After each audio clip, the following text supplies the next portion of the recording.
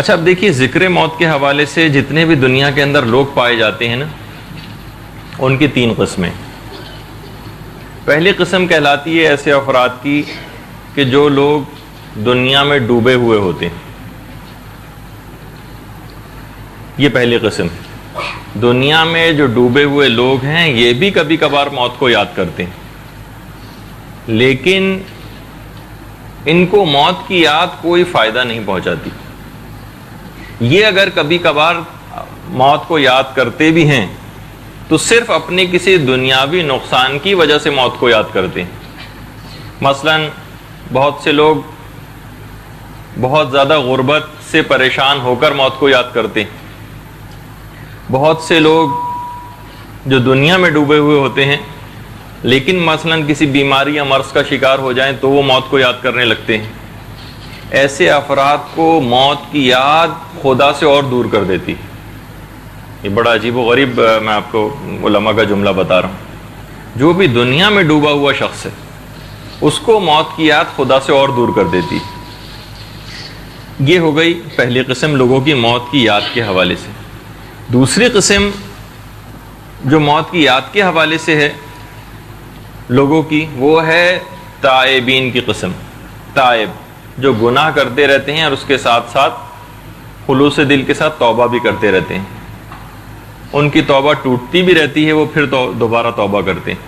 اس طرح سے یہ سلسلہ ساری زندگی جاری رہتا ہے. یہ جو تائب ہیں یہ اس وجہ سے موت کی یاد کرتے ہیں، موت کو یاد کرتے ہیں تاکہ ان کے دل سے خوف اٹھے اور وہ توبہ کو کامل طور پر انجام دے لیں. یہ لوگ بھی جن کی اچھی بڑی تعداد ہے، یہ لوگ بھی موت کو برا جاننے سے معذور ہیں. یہ جو موت کو برا جان رہے ہوتے ہیں اور موت سے ڈر رہے ہوتے ہیں، اس کی وجہ یہ ہوتی ہے کہ وہ اس بات سے ڈر رہے ہوتے ہیں موت کے اس پہلو سے کہ کہیں ہماری توبہ کامل ہونے سے پہلے ہمیں موت نہ آ جائے یا ہم مکمل طور پہ زاد راہ کو جمع نہ کر سکیں اور ہمیں موت آ جائے. اس بات سے یہ لوگ ڈر رہے ہوتے ہیں. تو یہ موت کو برا جاننے سے معذور ہے.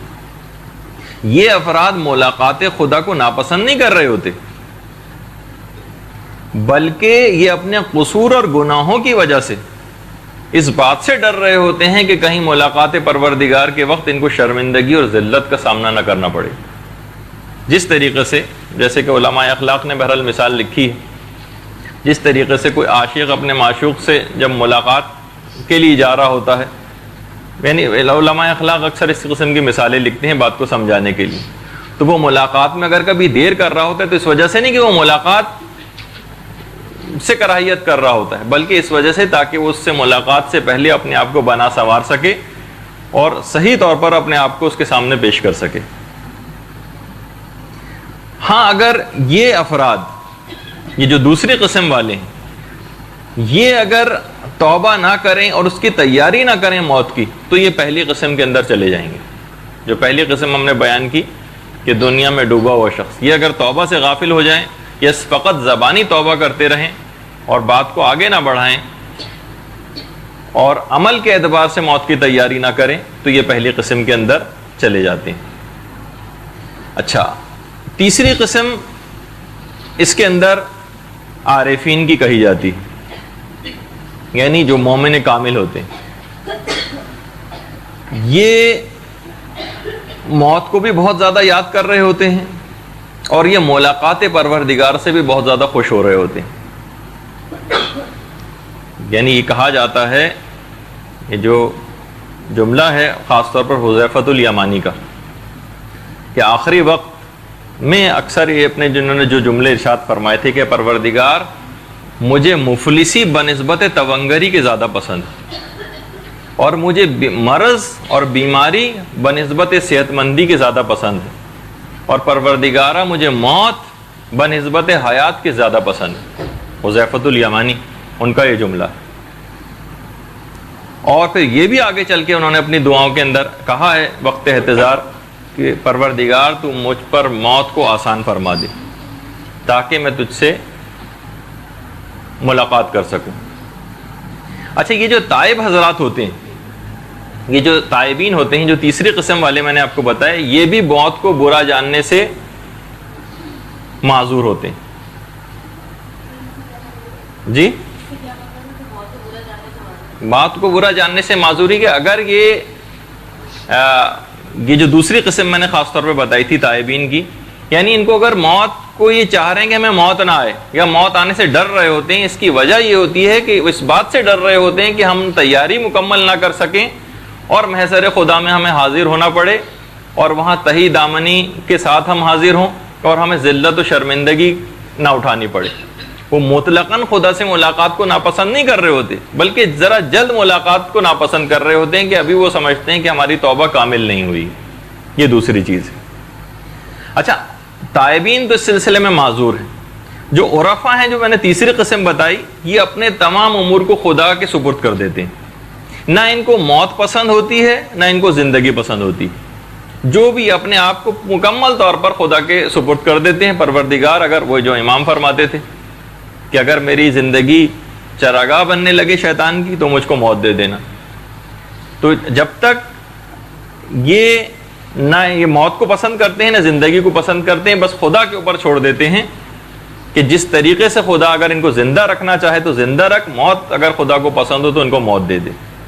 اور اس طریقے سے یہ مقام تسلیم و رضا تک پہنچ جاتے ہیں، یہ جو تیسری قسم کے لوگ ہیں. اچھا، ذکر موت، دیکھیے یہ جو ابھی ہم جس کا ذکر کر رہے ہیں یہ بہت ہی افضل ذکر ہے. ذکر موت کی جو فضیلت کی وجہ ہے وہ یہ ہے کہ دنیا میں جو ڈوبا ہوا شخص ہے وہ بھی اس سے فائدہ اٹھاتا ہے اور دنیا سے کنارہ کشی کرنے لگتا ہے اور اپنی شہوتوں کو وہ کم کرنے لگتا ہے. یعنی ہمیشہ ذکر موت سے فائدہ ہی آپ کو ملے گا اور دنیاوی لذتیں اس کے ذکر سے تلخ محسوس ہونے لگتی ہیں. دنیا آپ کی نگاہوں میں ہیچ ہونے لگتی. یعنی آپ کو پھر آمادگی ایک موت کے لیے اور ملاقات پروردگار کے لیے ایک آمادگی پیدا ہوتی ہے ذکر کو بار بار کرنے سے. اور وہ جو حدیث ہے جو اکثر آپ کے سامنے جو بیان بھی ہوتی ہے کہ موت جو ہے وہ بہترین تحفہ ہے. دیکھیے تحفہ ان معنوں میں ہے کہ دیکھیے جو دنیا ہے نا، جیسے کہ پہلے ذکر ہوا کہ اس کو قید خانے کی مثال دی گئی.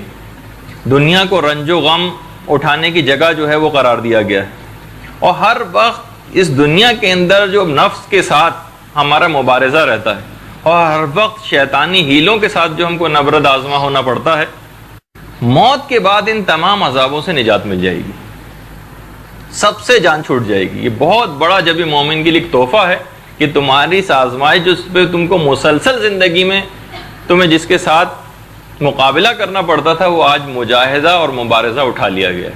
یہ بہت بڑا ایک مومن کے لیے تحفہ ہے. ایک عالم فرماتے ہیں کہ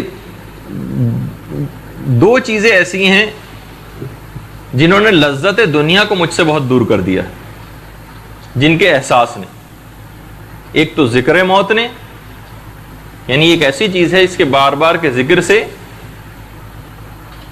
دنیاوی لذتیں میری نگاہوں کے سامنے بالکل ختم ہو کے رہ گئیں. اور دوسرا خدا کے سامنے کھڑے ہونے کے احساس نے تمام لذات دنیاوی کو توڑ کے رکھ دیا.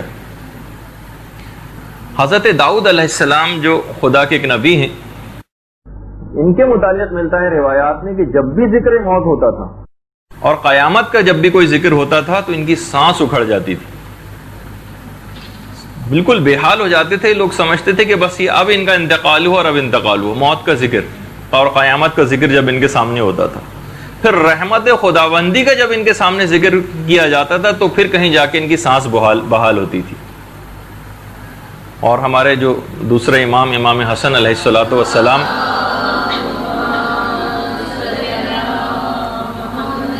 فرماتے ہیں کہ جتنے بھی میں نے عقل مند لوگ دیکھے ہیں وہ موت سے خائف پائے ہیں. یعنی عقل مندی کی نشانی یہ ہے کہ موت سے وہ خائف ہوتے ہیں اور ان کو ہمیشہ میں نے رنجیدہ پایا ہے.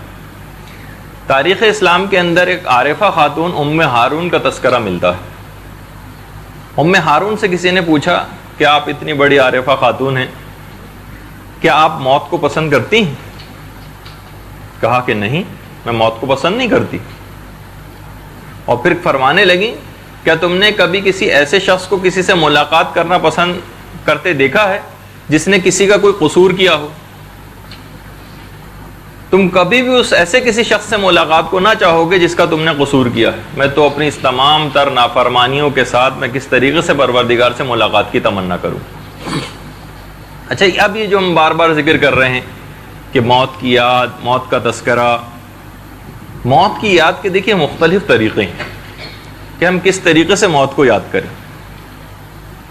دیکھیے غافل حضرات اگر موت کو کبھی یاد، اول تو یاد ہی نہیں کرتے، اور اگر کبھی یاد کرتے بھی ہیں تو کیونکہ ان کا دل فارغ نہیں ہوتا اور مکمل طور پر دل شہوات سے بھرا ہوا ہوتا ہے اور لذات دنیاوی سے، تو یہ موت کا ذکر ان کے اوپر کوئی اثر مرتب نہیں کرتا. آپ ٹی وی کے اوپر مثلا دیکھتے بھی ہیں کہ بہت سارے ایسے کیریکٹر کے لوگ ٹی وی کے اوپر آتے ہیں، اور خاص طور پر زلزلے کے حوالے سے آج کل بہت زیادہ آ رہے ہیں کہ ویسے ان کی دیکھا جائے تو پوری زندگی فسق و فجور اور فواہشات کی تکمیل کے لیے گزر رہی ہے، اور پورا معاشرے کے اندر وہ اس برائی کو پھیلاتے ہیں، لیکن جب کبھی اس موضوع پہ بات کرتے ہیں تو بڑا ایسا لگتا ہے کہ جیسے ان سے بڑھ کر کوئی دیندار نہیں. یہ جو دو روئی ہے وہ اسی وجہ سے کہ ان کے اوپر کیونکہ ان کا دل مکمل طور پر اس سے بھرا ہوا ہے، لہٰذا ان کے اوپر خود کوئی اثر مرتب نہیں ہوتا، اور وہ مکمل طور پر اپنی ویسی ہی فکر کے اندر مشغول رہتے ہیں. رحمتک یا ارحم الراحمین وصلی اللہ علی محمد و